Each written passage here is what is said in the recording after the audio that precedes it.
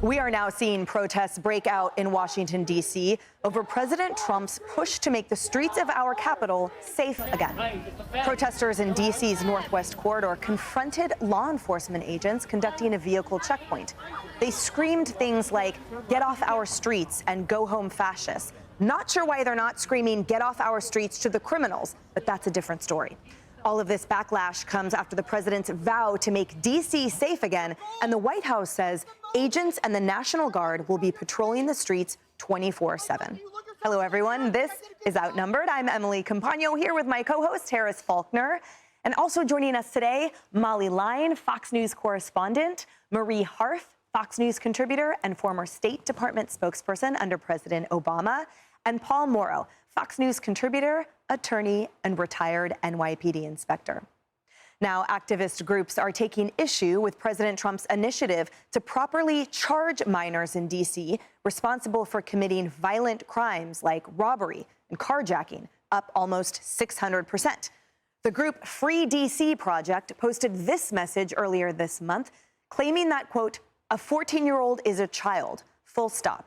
We reject Trump's threats and the criminalization of our youth." But earlier this year, police picked up one 14-year-old girl connected to two armed carjackings within 6 hours. Meanwhile, D.C. officials say one man has been charged with a felony assault after he hurled a Subway sandwich at a border agent. Watch. Why?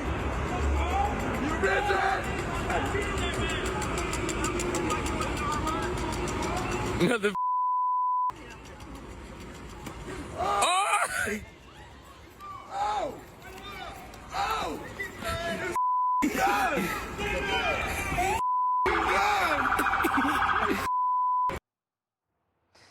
Now we're learning that man allegedly walked up to those agents and called them fascists before the alleged assault. Attorney General Pam Bondi says that the suspect was actually a DOJ employee and has been promptly fired. And U.S. Attorney for Washington, Jeanine Pirro, sharing this message after the incident. The president's message to the criminals was, if you spit, we hit. Well, we didn't quite do that the other night when an individual went up to one of the federal law enforcement officers and started jumping up and down, screaming at him, berating him, yelling at him. And then he took a Subway sandwich about this big and took it and threw it at the officer. He thought it was funny. Well, he doesn't think it's funny today because we charged him with a felony, assault on a police officer, and we're going to back the police to the hilt. So there, stick your Subway sandwich somewhere else. I love that. Love her.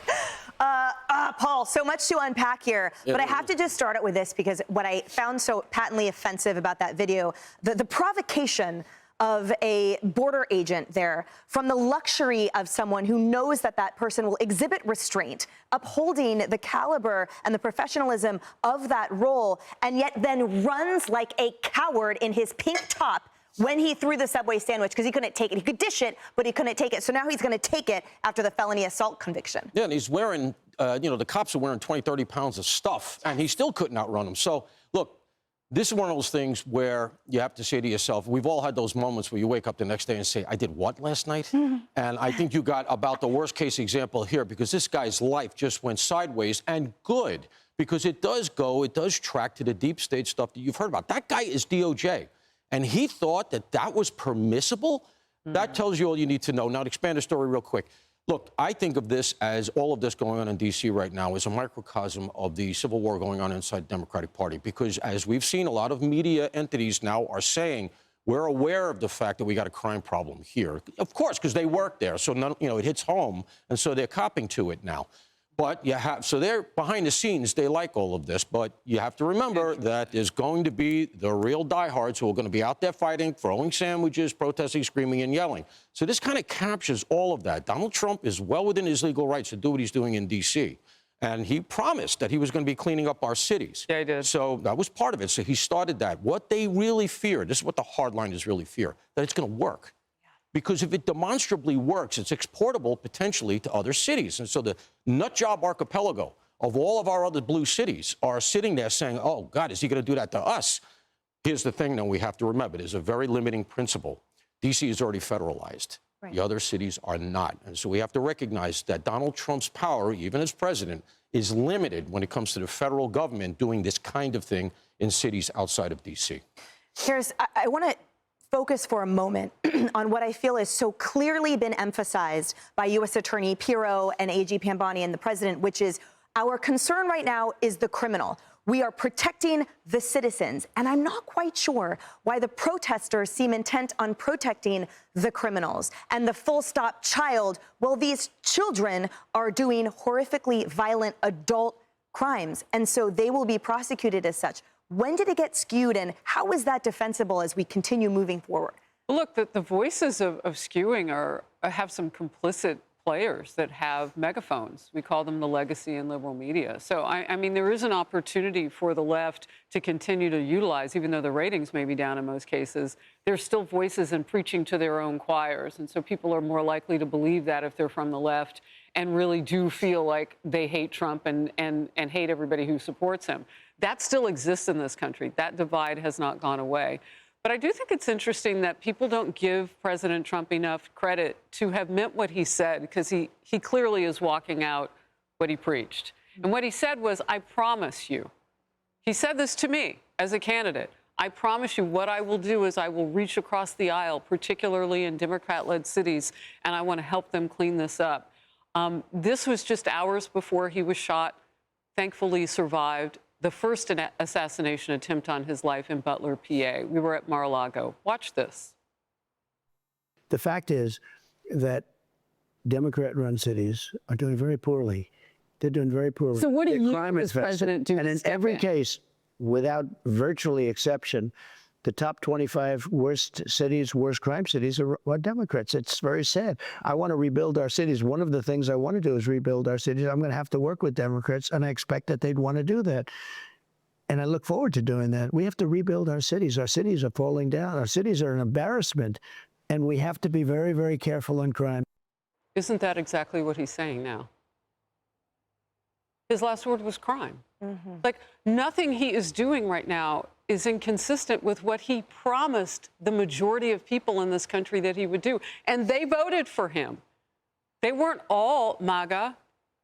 They weren't even all independents, like on the fence or something. No, some of these people were Democrats. Many of them were people of color living in these cities that said, and they're saying it now, we need something different. Muriel Bowser, the mayor of D.C., just yesterday. Well, look, I mean, I'll work with the federal government. They didn't have the resources or the planning. I don't know what the deficit was, but this is where we are now. So what were Democrats doing that we couldn't dig themselves or dig ourselves as a community out of a hole? I mean, this is not the D.C. I remember as a kid when my dad was stationed at the Pentagon, but it is what we have now. And we have a president who's willing to lean in and fix it. Yeah. When we talk about the messaging, we've seen all of these interviews. Some of them are on Fox News. Some of them are on some of these other entities all across the country of people being interviewed in Washington talking about how impacted they have been by the crime. You know, so you can talk about some of the statistics that have come out in some of the liberal media where they push to say crime is not as big of an issue or it's trending in the right direction. But the lived experience that we're hearing from people on the street has been very different. There's also the president has the right to do this right now. And we know that it's constitutionally fair and that, in theory, Congress could act within less than the next 30 days to ensure that it can continue. And we'll see if there's a major change in Washington. I think right now, as you just saw with the Judge Jeanine Pirro, who's now, of course, the U.S. attorney there, it's about messaging. It's not about the ham sandwich. People are going to laugh about that and make jokes about let's indict the thrower and not the sandwich.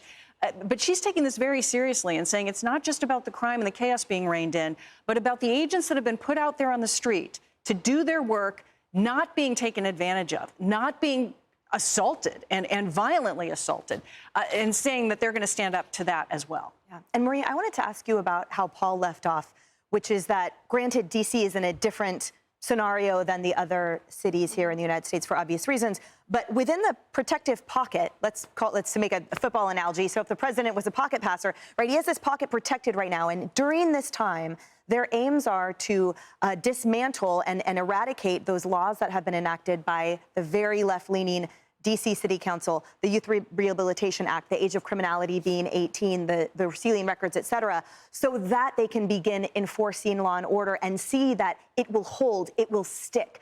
So my point is, in the protection of D.C., the model will be this is how law and order can be enforced at the local and state level. So will that model then translate and be accepted by all of these other Democrat cities that need help too? Well, question number one is a lot of the cities with the most crime in the country are led by Republicans. This is not just a Democratic city problem. So the president doesn't talk about those, but there are a lot around the country in that list of murders, violent crimes that are Republican-led. Number two, I've lived in Washington since 2006, in the Washington, D.C. area and in Washington itself. Of course, we should have fewer carjackings, fewer crime. I believe that. You don't put a federal agent checkpoint on 14th Street in Washington, D.C., which is what happened last night. That is not the locus of crime in Washington, D.C. That's where, you know, senators and congresspeople and people that work in the White House go to dinner. They put a federal checkpoint on 14th Street and stopped every car. That is not actually addressing the crime problem in Washington. So while I hope they make Washington safer, I hope they make all of these places safer. That's not how to do it. That's performative.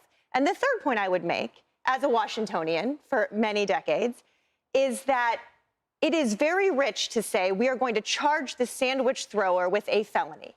When I was there on January 6th, and all of those people that assaulted police officers got pardoned, not just the nonviolent ones, not just the ones that went into the Capitol, everyone, including the ones that went after police officers, got pardoned.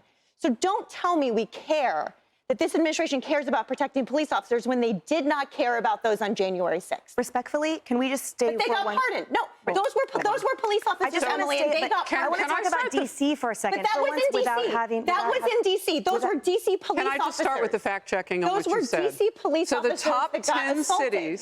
The top 10 cities for murder in 2025, St. Louis, Missouri. Who's leading it? Where's cities like Memphis, Nashville? Hold on. Memphis is second. You said Memphis. Nashville. You said a vast majority, a lot of. I said those were okay. Top 10. Okay. St. Louis, Memphis. One for your column. Baltimore, Detroit, New Orleans, Little Rock. Little Rock, right? Two for your column. Two. Okay. 2 out of the 10. Who's the mayor of New Orleans? Okay, listen. Oakland. That one that was in first class headed to France. Oakland.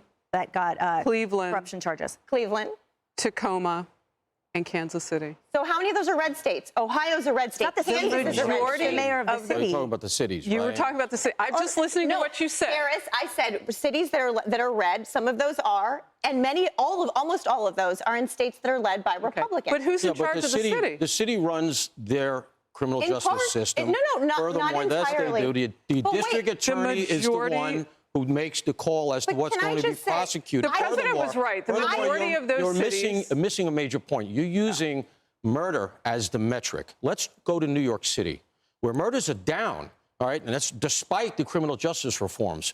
What we're talking about here is the quality of life of the people who live here. The city has fallen to ruin. Paul. And that stuff just doesn't get enforced. D.C. has a 6 times higher homicide rate than New York City. It's Emily's segment, and I'm going to ask her for grace to give an example. Is that okay? Okay. A gunman has opened fire, and this is just recently reported not too long ago. It was under Biden's watch. A gunman opened fire outside of a restaurant in an upscale area of Washington, D.C., about a mile from the White House. Do you remember that night? Because you were living there, and diners at outside tables ran for cover. Look, this didn't just happen yesterday. This has been going on, and it's been a tick-tock, which is why during the time that the president was running as a candidate, he was saying, look, there are problems that have been building. So this is a good example because it didn't just happen yesterday. It happened on Biden's watch. And I think it's worth bringing these things up because these are real felt crimes. And the majority of those cities are Democrat-led. I read you the top 10. I think you had 3. Hey everyone, I'm Emily Campagno. Catch me and my co-hosts Harris Faulkner and Kaylee McEnany on Outnumbered every weekday at 12 p.m. Eastern, or set your DVR. Also, don't forget to subscribe to the Fox News YouTube page for daily highlights.